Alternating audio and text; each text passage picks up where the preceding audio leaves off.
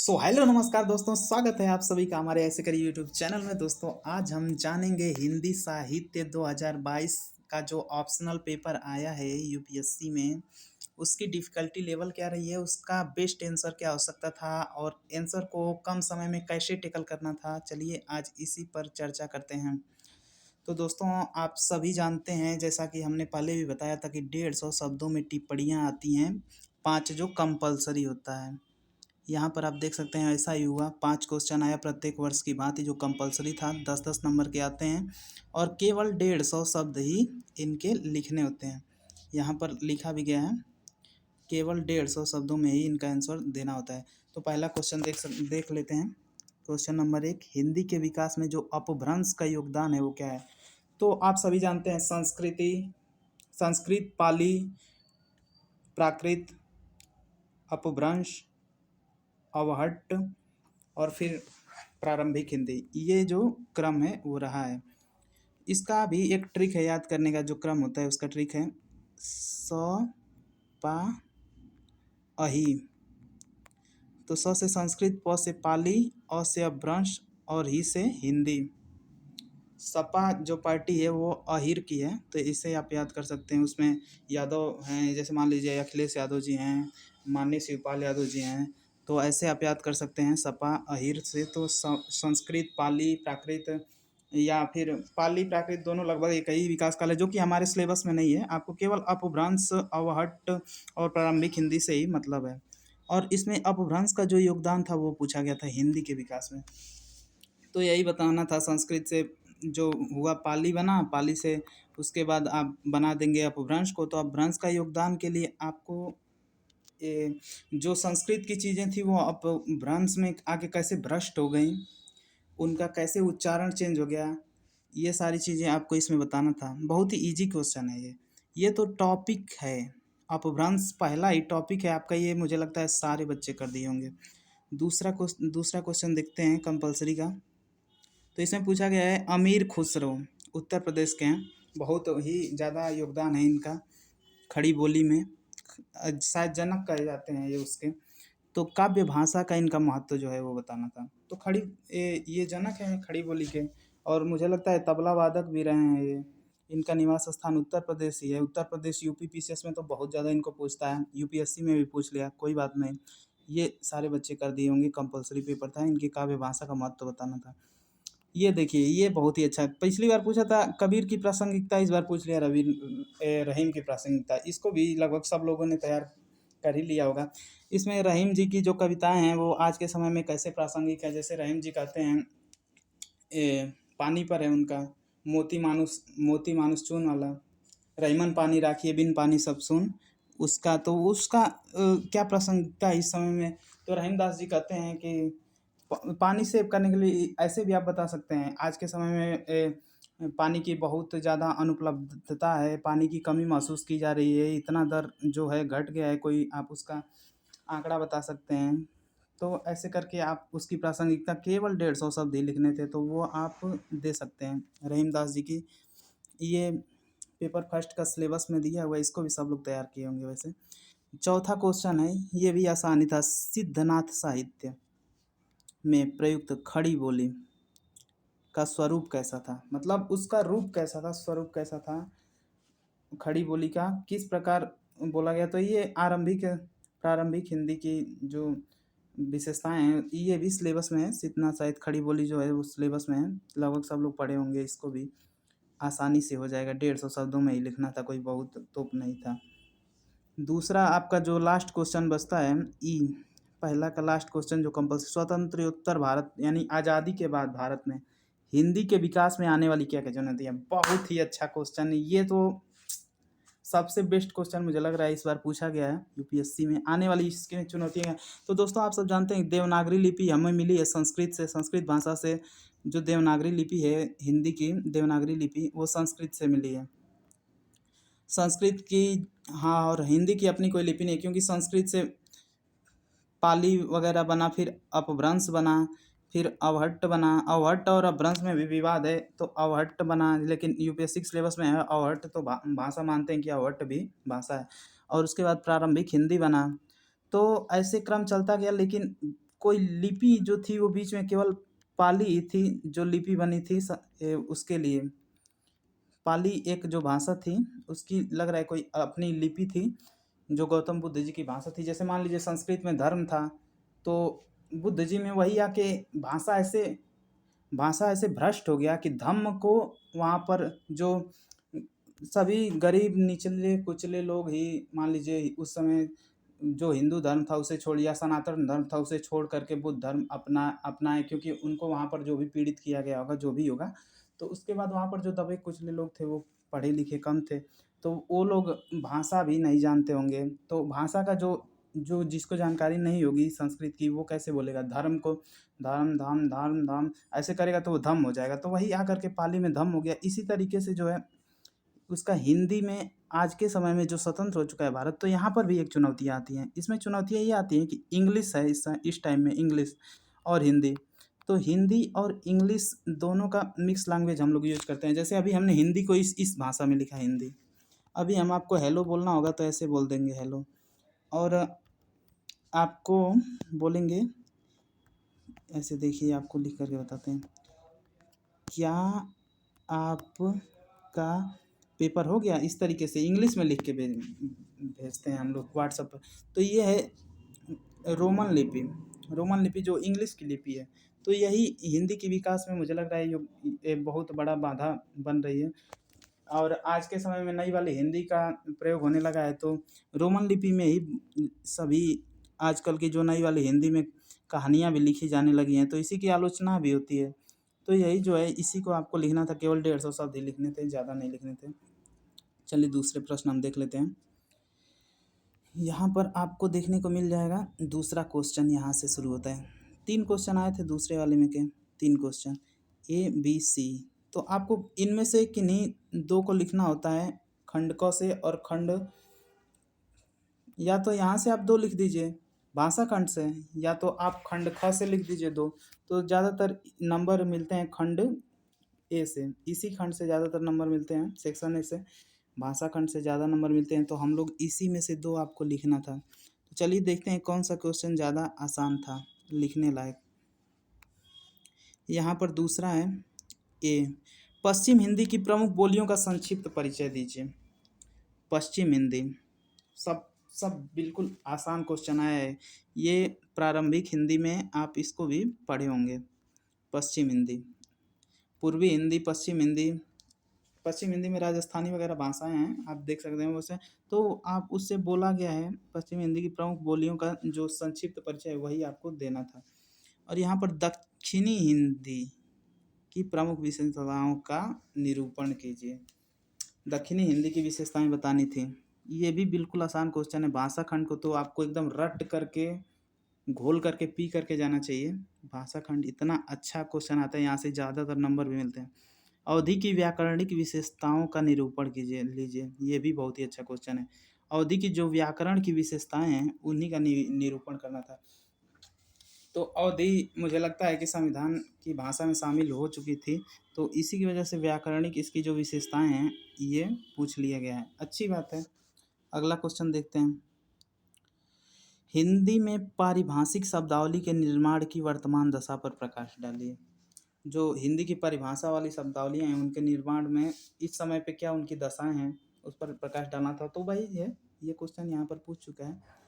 ये स्वतंत्र उत्तर भारत में हिंदी के विकास में चुनौतियाँ, वही लगभग आपको लिखना था, ज़्यादा कुछ पहाड़ नहीं है। एक क्वेश्चन तैयार करेंगे 3 क्वेश्चन उसमें हो जाता है। और यहाँ पर देख सकते हैं पहाड़ी हिंदी की प्रमुख बोलियों का संक्षिप्त परिचय दीजिए।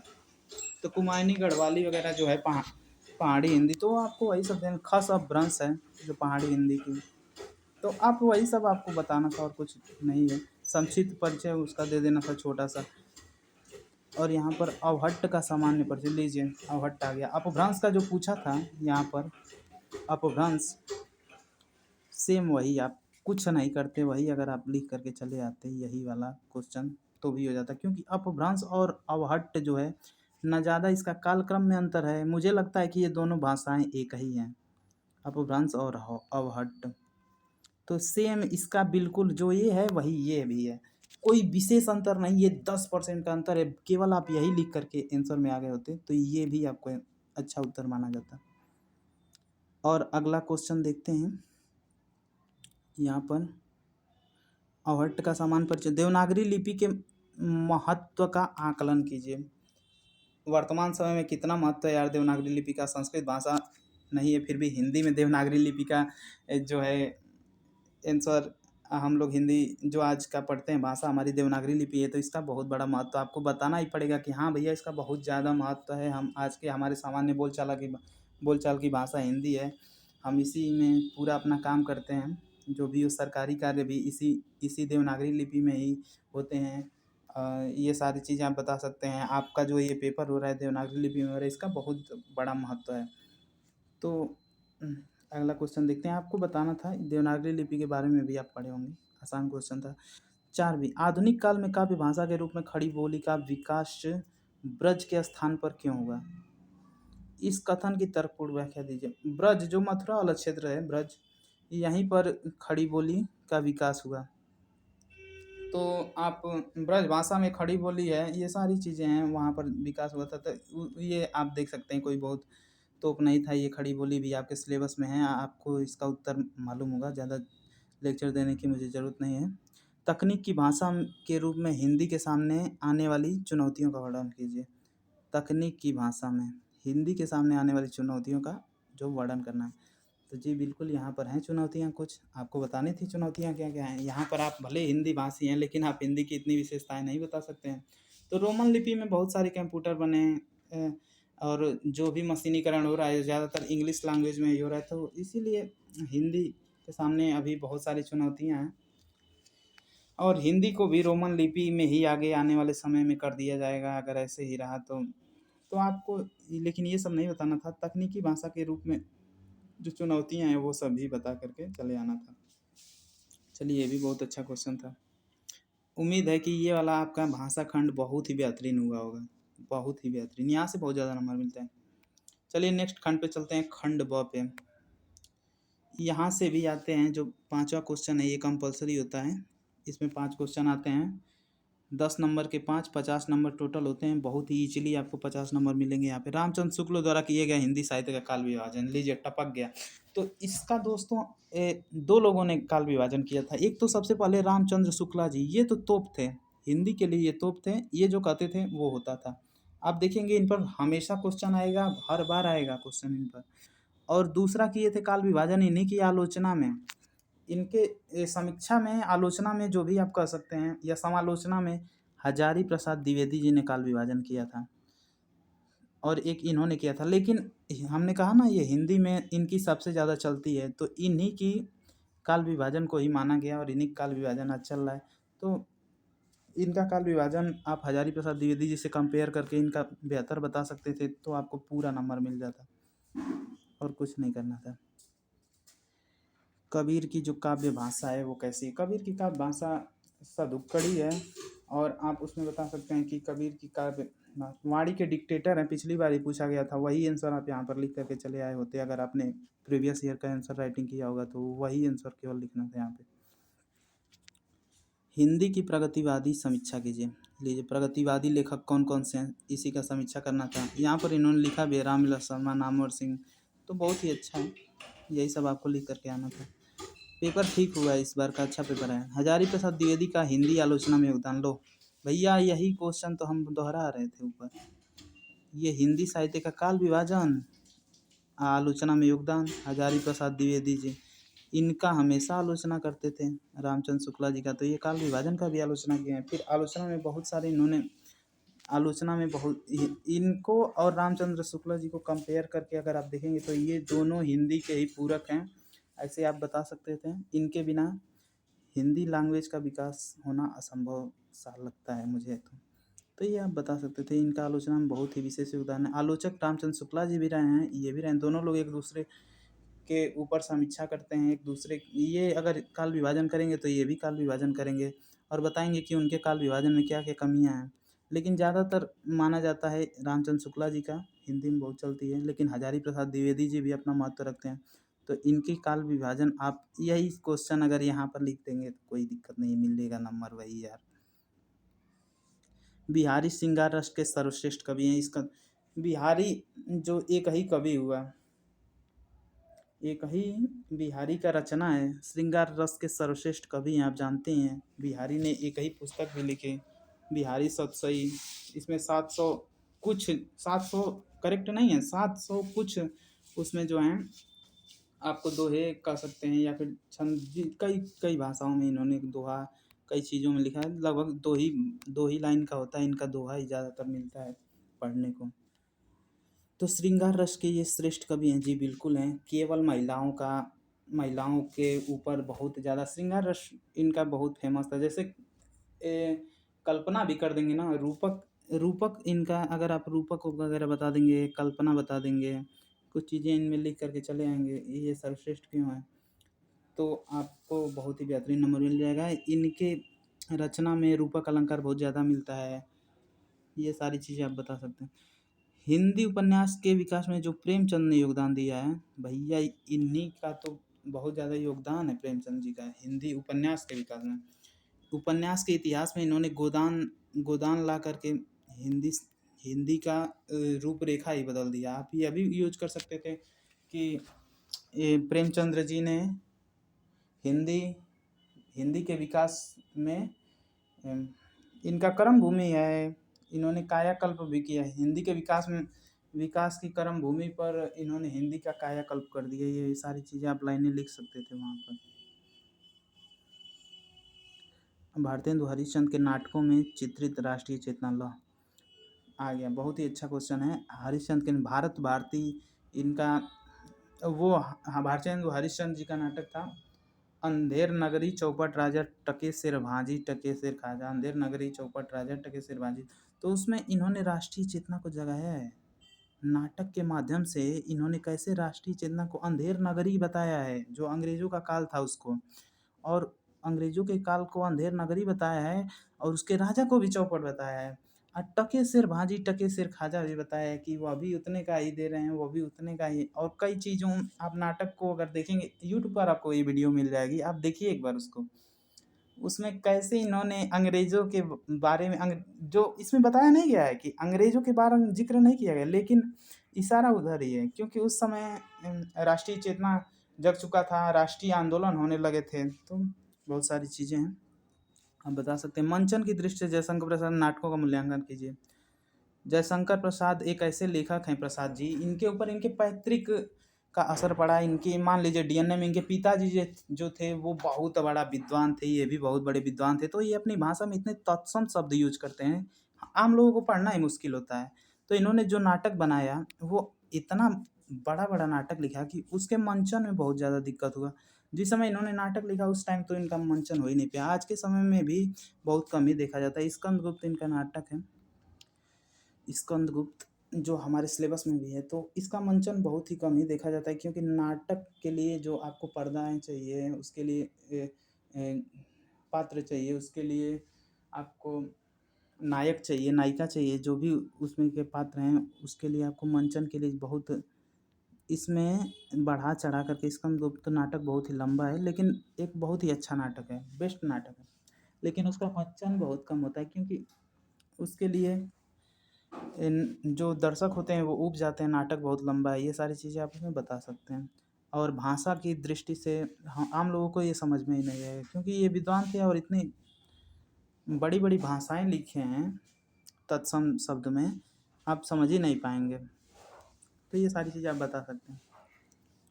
महादेवी वर्मा के संस्मरण संस्मरण रेखा चित्र और यात्रा वृत्तांत, तीनों चीज़ों महादेवी वर्मा ने लिखा था। यात्रा वृत्तांत में तो मोहन राकेश का आखिरी चट्टान बेहतरीन है। रेखा चित्र और संस्मरण ये दोनों महादेवी वर्मा इसके लिए फेमस हैं। संस्मरणीय रेखा चित्र भी आप बता सकते हैं। जो महादेवी वर्मा ने संस्मरण लिखा वो उसमें रेखा चित्र भी झलकता है, संस्मरण भी झलकता है। संस्मरण मतलब जो उनकी यादें उन्हें ही वो बता रहे हैं, और आपके दिमाग में अगर उसका कोई रेखा बन रहा है तो वही रेखा चित्र हो गया। तो उसका महत्व आपको बताना था। महादेवी वर्मा बहुत इंपॉर्टेंट है यूपीएससी के लिए। नागार्जुन जनवादी कवि हैं नागार्जुन, और नागार्जुन इस तर्कसंगत व्याख्या कीजिए। इनके 3 ठे कविताएं हैं आपके सिलेबस में, एक तो हरिजन गाथा है और भी 2 कविताएं याद नहीं आ रहा है मुझे। याद आएगा तो बताएं। कृष्णा सोबती के उपन्यासों में चित्रित नारी चेतना, कृष्णा सोबती की नारी चेतना पर आपको बताना था। जगदी नारी लेखक में ये वर्तमान समय के आधुनिक काल के बहुत ही जो नारी चेतना पर इनका फोकस रहता है। कृष्णा सोबती जी का, माधवी वर्मा हो गए, ये तो उनको छोड़िए, कृष्णा सोबती को देख लीजिए। और वर्तमान समय में जितनी लेखिकाएं हैं उनको भी आपको रट करके जाना चाहिए। नारी चेतना पर बहुत ही पूछा जाता है। जगदीश चंद्र माथुर की नाट्य कला का संक्षिप्त विवेचन कीजिए। ये भी ठीक ठाक क्वेश्चन है। यहाँ से अगर आप भाषा खंड से कोई, ये कंपलसरी है, इसको तो करना ही है एक वाला, फिर इसमें ये 2 वाला कर दिए होते या 3 वाला कर दिए होते, आराम से हो जाता है। फिर आपको यहाँ से एक एक ही केवल करना था। कंपलसरी 5 नंबर कर दिए हैं आप, फिर यहाँ से आपको केवल एक ही करना था। या तो 6 नंबर कर दीजिए, या तो 7 नंबर कर दीजिए, या तो 8 नंबर कर दीजिए। तो ये वाला भी ऑप्शन आसान है। मंचन अज्ञेय की प्रमुख विशेषताएं, मंचन की जयशंकर प्रसाद, ये तो सबको मालूम होगा। महादेवी वर्मा के संस्करण, ये भी आसान था। अज्ञेय की काव्य की प्रमुख विशेषताएं, तो सबसे ज़्यादा यही आंसर गया होगा, 7 नंबर वाला सबसे ज़्यादा आंसर गया होगा। बिहारी श्रृंगार रस के कवि हैं, ये भी आसान था। ये तो छोटे बच्चों का क्वेश्चन था। हिंदी उपन्यास में प्रेमचंद का योगदान, ये भी आसान था। भारतीय नाटकों में राष्ट्रीय चेतना, और ये भी बहुत ही आसान था, 6 वाला भी। इसको कई लोग नहीं कर पाएंगे, लेकिन इन दोनों में से कोई आप एक कर दिए होते, आपका काम बन जाता। Thank you so much for watching this video. मिलते हैं नेक्स्ट वीडियो में, तब तक के लिए जय हिंद, जय भारत।